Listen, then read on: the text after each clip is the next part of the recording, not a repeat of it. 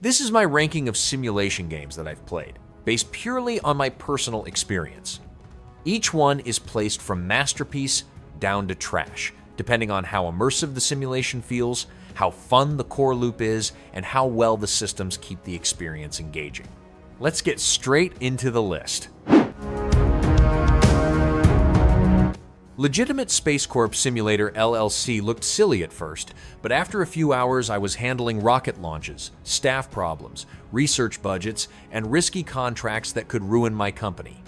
I liked how every mistake created new problems instead of letting me recover instantly. Spending too much money on technology while trying to keep workers happy made every decision stressful in a fun way. The strange corporate humor also kept things entertaining because random emails and weird alien requests constantly appeared between missions. I also enjoyed balancing fuel supplies, launch schedules, public reputation, and employee burnout at the same time. The beginning felt difficult because there were many systems to learn, but once everything clicked, growing my company became very satisfying during failed launches and costly recovery plans later. This belongs in the great tier. Parisian Brasserie Simulator started slowly, but after spending time managing tables, cooking food, decorating my restaurant, and handling impatient customers, I started enjoying the routine. I liked unlocking new dishes and changing the look of my brasserie because it made the restaurant feel more personal over time. The gameplay loop became repetitive sometimes, especially during the early hours when I spent more time cleaning and serving than doing anything exciting. The customers and staff also felt lifeless since most of them repeated the same strange behaviors. Still, I liked how relaxing the management systems became once my restaurant started growing and bringing in more money every day. It never changed the simulator genre in any major way, but I still had fun expanding the menu and improving the restaurant. This settles into the good tier.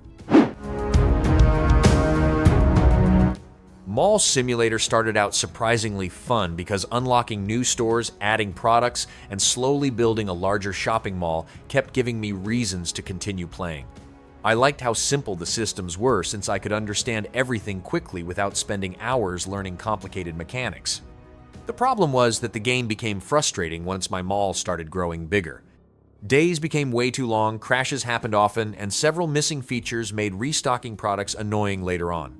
I also noticed workers behaved strangely sometimes, especially when managing shelves and stock rooms. Even with all those problems, I still kept playing because the basic management loop was addictive and satisfying during smaller sessions. It feels like a game with good ideas that released too early and needed more testing before launch. This barely reaches the mediocre tier.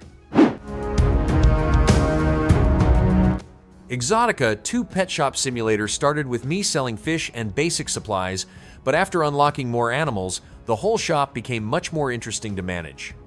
I like taking care of different pets, ordering food, expanding sections, and watching the business slowly grow into a busy store. The animal designs also looked really nice, especially once the shop became filled with birds, rodents, and other small pets running around everywhere. Some systems were confusing because the tutorial barely explained important mechanics like breeding or preparing animals properly. I also ran into bugs that forced me to restart the game after getting stuck while holding items.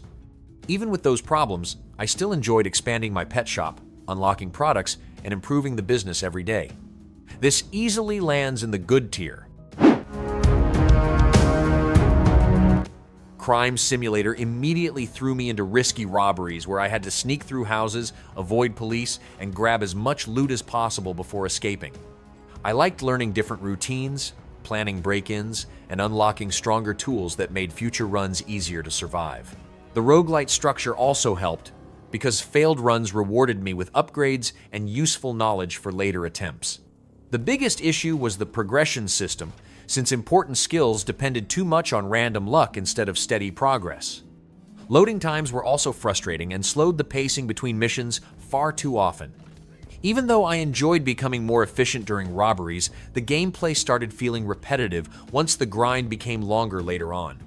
It has entertaining moments and ideas, but the frustrating systems leave it sitting in the mediocre tier. Retro Rewind instantly reminded me of old rental stores because I spent most of my time organizing movie shelves, checking tapes back in, and dealing with customers returning damaged videos. I liked how simple the management systems were since running the store never became stressful or overloaded with unnecessary mechanics. Unlocking new genres, decorating the shop, and collecting strange movie titles also made the experience surprisingly relaxing during longer sessions. Some features definitely felt limited because there was no real storage system and barely any control over pricing or store expansion. I also wished customers had more personality, since their accounts and reactions rarely mattered after conversations ended. Even with those missing features, I still enjoyed growing my rental store and filling shelves with ridiculous tapes every single day. This reaches the great tier. House Flipper 2 had me spending hours cleaning filthy rooms, tearing down walls, repainting houses, and redesigning entire buildings without getting bored. I liked how much more freedom the game gave compared to the first one, since I could change layouts, redesign roofs, and customize colors much more easily. The new tools and animations also felt smoother, especially when painting, demolishing walls, or placing furniture around different rooms. I also enjoyed the goofy humor hidden throughout the game because strange decorations and funny references kept every house entertaining. My biggest problem was the smaller furniture selection since many decorative categories from the original game were missing at launch. Even with that issue, I still spent hours renovating homes and experimenting with different designs. This easily earns a place in the excellent tier. Moving Simulator quickly became disappointing because the idea of running a moving company sounded much better than the actual gameplay itself. I liked carrying furniture, packing boxes, and loading trucks during the first few jobs because the hands-on approach felt satisfying at the beginning. The problem was that the mechanics never became deeper or more challenging later on. Large objects could pass through walls without effort. Most jobs felt repetitive, and the driving controls were frustrating almost every time I used the truck. I also disliked how many systems felt pointless since leveling up and upgrading equipment barely changed anything during progression. Some levels even became annoying because of loud sound effects and strange comedy moments that did not fit the simulator style at all. It had decent ideas underneath everything, but this crashes straight into the trash tier. Zombie Graveyard Simulator mixed relaxing graveyard management with chaotic zombie defense, and that strange combination kept me interested during the early hours.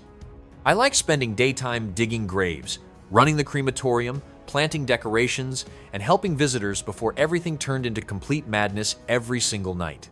Once zombies started attacking from every direction, the game became a frantic defense shooter where I constantly repaired fences, reloaded turrets, and protected graves from destruction.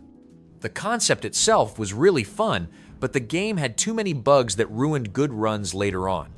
Workers kept freezing, turrets sometimes attacked walls, and strange glitches happened during important moments far too often. I also felt the gameplay became repetitive quickly because there were not enough upgrades or long-term goals later. This stays inside the mediocre tier. Potion Craft Alchemist Simulator puts me in a small alchemy shop where I mix ingredients, brew potions, and serve different customers each day. I liked exploring recipes and slowly learning how each ingredient moves the potion map toward new effects. The crafting process felt repetitive at times because most steps stay the same while only recipes change slightly. On Switch, I noticed controls and text were harder to read and sometimes slowed the experience with small issues. Even with that, I still enjoyed making potions and unlocking new recipes over time as my shop grew. Despite some control and readability issues, the game still stands out as a relaxing crafting simulator with deep experimentation and satisfying potion creation, making it easy to spend hours in, so this sits in masterpiece tier. Car Dealer Simulator puts me in charge of a small used car business where I buy broken cars, repair them, clean them, and sell them for profit.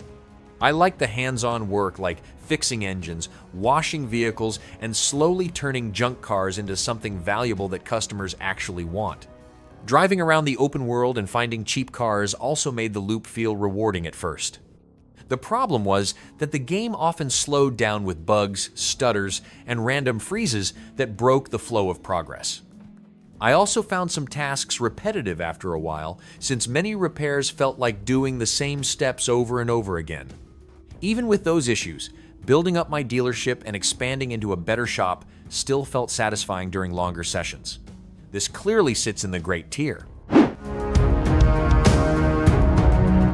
Arcade Paradise puts me in charge of a small laundromat that slowly turns into an arcade business, and I spent most of my time juggling washing clothes, fixing machines, cleaning mess, and managing customers while trying to build something bigger in the back room. I liked how every task felt like a small job that added up, especially when I started earning enough money to buy arcade cabinets and expand the space into a proper gaming hub. The arcade games themselves also made breaks fun because I could jump in and play while still running the business around me.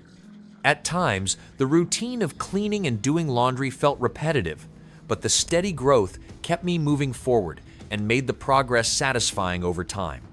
Watching the arcade grow from nothing into a full setup was the best part. This sits in the excellent tier. Megastore Simulator puts me in charge of building and running a massive supermarket filled with different departments and constant customer traffic.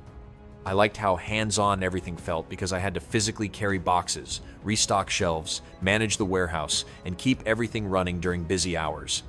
Building new sections like bakery, electronics, and clothing made the store feel bigger and more complex over time. The logistics side also kept me busy since running out of stock or over-ordering created real problems to fix. Some parts did feel repetitive later on, especially when restocking turned into routine work, and the staff AI sometimes slowed things down. Even with those issues, growing the store from nothing into a huge retail empire felt satisfying. This easily belongs in the good tier. Cooking Simulator drops me into a fully detailed cooking space where I prepare meals, manage equipment, and sometimes completely destroy everything by accident or curiosity. I liked how realistic the kitchen felt, with fryers, grills, knives, and blenders all available, making each cooking session feel hands-on and unpredictable. The recipes also kept me busy since I had to follow steps carefully while dealing with rising pressure during busy service times. Things often turned messy when I messed up timings or experimented too much, sometimes even causing fires and broken equipment. Even with the chaos, learning how each dish works and improving my cooking over time felt rewarding. The lack of a real story didn't matter much because the gameplay loop itself was strong and fun. For me, this clearly sits in the excellent tier. Prison Simulator throws me straight into life as a prison guard, where I manage inmates, complete daily tasks, and deal with constant chaos inside the prison walls. I liked how many different things I could do, like checking security cameras, searching mail for contraband, sending prisoners to work, and handling sudden fights when things go wrong. The game also lets me choose how I deal with inmates, from peaceful control to more aggressive methods, which changes how each day plays out. Free time between tasks also gave me space to train stats, do side missions, and even interact with other guards in small activities. Some mechanics felt unclear at times, like reputation effects, and a few features seemed random or underused. Even so, the variety kept things fun and unpredictable during longer sessions. This comfortably fits into the good tier. That's my ranking of simulation games I've played, from deep, satisfying systems to chaotic or unfinished experiences that didn't fully land. Thanks for watching.